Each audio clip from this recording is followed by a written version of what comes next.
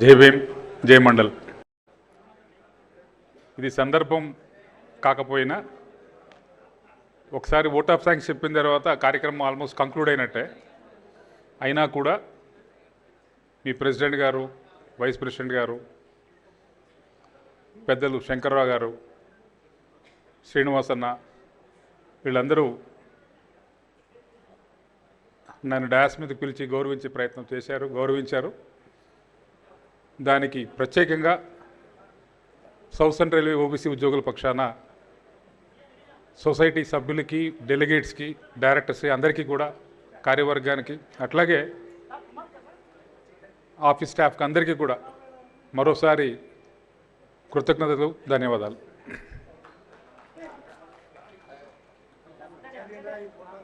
మొన్న ఈ ఫంక్షన్ గురించి ఇన్విటేషన్ ఇవ్వటం, ఆ రోజు నాతో వచ్చిన అభిప్రాయాలు ఏదో మన వాళ్ళతో షేర్ చేసుకోవడం జరిగింది. అయితే ఈరోజు ఖచ్చితంగా అటెండ్ కావాలి కార్యక్రమానికి అనుకున్నాం. కానీ కొన్ని కోర్టు పనులు ఎలా ఉంటాయో మీకు కూడా ఐడియా ఉంటుంది. ఎందుకంటే ఆల్రెడీ మీరు బాధ్యతలు తీసుకునే ముందు ఎటువంటి పరిస్థితులు, ఎటువంటి ఉత్కంఠల మధ్య మీరు ఎటువంటి బాధ్యత తీసుకున్నారో అట్లాంటి పరిస్థితులే ఈ ఆర్గనైజేషన్లో కూడా కొన్ని నడుస్తూ ఉంటాయి. ఎందుకంటే సహజంగా ఒక వర్గం దాన్ని లీడ్ చేసే ప్రయత్నంలో మరో వర్గం దానికి అవకాశాలు ఉన్నా లేకపోయినా, అధికారం ఉన్నా లేకపోయినా, ఏదో రకంగా వాళ్ళని ఇబ్బంది పెట్టి మేము ఇంకేదో చేయాలనేటువంటి ప్రయత్నాలు జరుగుతూ ఉంటాయి. ఆ ప్రయత్నంలో భాగంగానే మాకు కూడా చిన్న వేరే ఇష్యూ ఉంటే తప్పనిసరి పరిస్థితుల్లో మాత్రమే హైకోర్టుకి వెళ్ళడం జరిగింది. అయితే అక్కడ అనుకోని రీత్యా కొంచెం కేసు డిలే అయ్యేటప్పటికీ మీ ముందుకి సకాలంలో రాపోయినందుకు అనిదా భావించకండి అని చెప్తూ, ఒక సంస్థ 100 సంవత్సరాలు సమయాన్ని పూర్తి చేసుకుందంటే అది చిన్న విషయం కాదు. అంటే ఎంతో నిబద్ధతతో, ఎంతో నియంత్రణతో ఉన్నప్పుడు మాత్రమే అది సాధ్యమవుతుంది. కంట్రోల్ ఉండాలా, అవన్నీ జరగాల. అయితే అది మనం సెంటనరీ సెలబ్రేషన్ చేసుకోవటం గొప్ప విషయమే కావచ్చు, కానీ ఈ మధ్య మనం గమనించినటువంటి కొన్ని విపరీత పరిస్థితులు చూసినప్పుడు మాత్రం ఈ సంస్థ తర్వాత రోజుల్లో నిలబడుతుందా లేదా అనేది ఒక పెద్ద ప్రశ్న మన ముందు నిలబడతాం.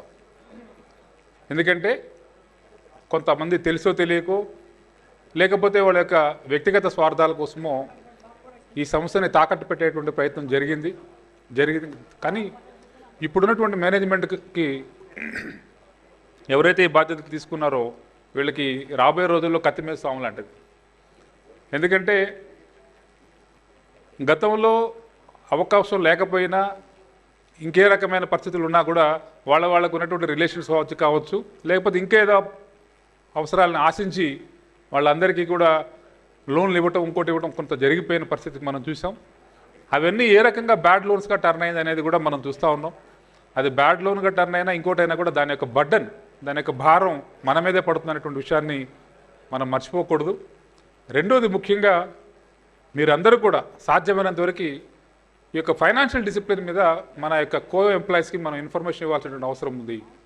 ఎందుకంటే మనం అందరం చాలా వరకు ఈ రకమైన లోన్ ఉంది, ఆ రకమైన లోన్ ఉంది, ప్రస్తుతం మీద అవైల్ చేసుకుందాం కదా అంటాం. తర్వాత కట్టాల్సిన బాధ్యత కూడా మన మీదే ఉంటుంది. కాకపోతే ప్రస్తుతం మనం చాలా ఈజీ గో కోసం మనం అలవాటు పడుతున్నాం కాబట్టి అవన్నీ చాలా ఇబ్బందులు క్రియేట్ అవుతాయి. అట్లాంటి విషయాల పట్ల ఆల్రెడీ మనమే ఎవరైతే డైరెక్టర్లు ఉన్నారో, డెలిగేట్స్గా ఉన్నారో మన వాళ్ళకి దాని యొక్క ఇంపార్టెన్స్ చెప్పడం, ఇంకోటి చెప్పడం.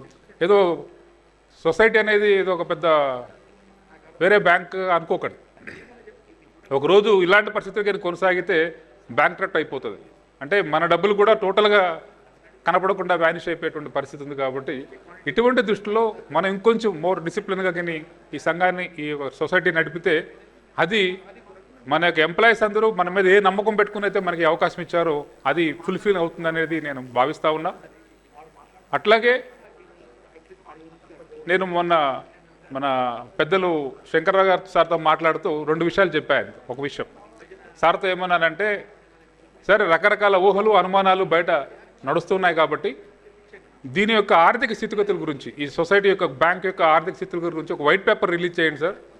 యాక్చువల్గా అసలు మన యొక్క ఫైనాన్షియల్ కండిషన్ ఏంటి, ఫైనాన్షియల్ స్టేటస్ ఏంటి, అది చేసినప్పుడు కింద గ్రౌండ్లో పనిచేసేటువంటి డెలిగేట్కి కావచ్చు, డైరెక్టర్ కావచ్చు ఇబ్బందులు లేకుండా ఉంటుంది. ఎందుకంటే గతంలో ఈ లోన్లన్నీ ఇలా వచ్చినాయి కదా, గతంలో ఇటువంటి చాలా ఈజీగా మనం పొందాం కదా, గతంలో మాకు 30% లేకపోయినా కూడా ఇవి పొందాం కదా, ఇప్పుడు ఎందుకు ఇవ్వట్లేదు అనే ఒక పాయింట్లో ఆలోచిస్తారు తప్ప మీరేదో దీన్ని తీర్చిదిద్దాలి, దీన్ని ఒక చక్కదిద్దే ప్రయత్నంలో మా లోన్లు ఆగిపోతున్నాయేమో, ఇంకోటి ఆగిపోతుంది అనేటువంటి వేరే కోణంలో ఎంప్లాయీస్ ఆలోచించి ఎవరినైతే గెలిపించారో వాళ్ళ పట్ల ఒక నెగిటివ్ ఒపీనియన్ ఫామ్ అయ్యేటువంటి అవకాశం కూడా ఉంటుంది. కాబట్టి ఈ రెండింటిని బ్యాలెన్స్ చేయడానికి ఒక వైట్ లెటర్ లాంటిదో, లేకపోతే ఒక actual what is the status of the financial status of the bank అనే దాని మీద ఒక స్పష్టమైనటువంటి ఒక ఒపీనియన్ చెప్పినట్లయితే అది ఇంకా బాగుంటుంది సార్ అని అంటే, లేదు సత్యనారాయణ మేము కూడా ప్లాన్ చేస్తూ ఉన్నాం, ఖచ్చితంగా ఆల్రెడీ ఆడిట్ జరుగుతూ ఉంది, దాని తర్వాత ఇంకా వేరే రిపోర్ట్స్కి వచ్చినాయి, ఆ వచ్చిన తర్వాత మేము పక్కాగా చేస్తామని చెప్పి సార్ అన్నారు.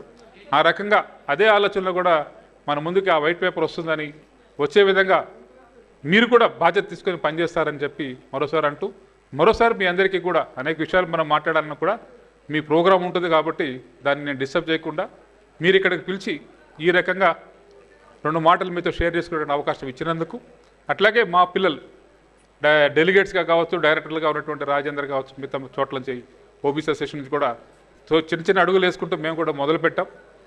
ఈ అడుగులు ఇంకా లాంగ్ సైడ్లో భవిష్యత్తు రోజుల్లో ఇంకా ముందుకెళ్తామని చెప్పి మీ అందరికీ చెప్తూ మరోసారి మీ అందరికీ ధన్యవాదాలు.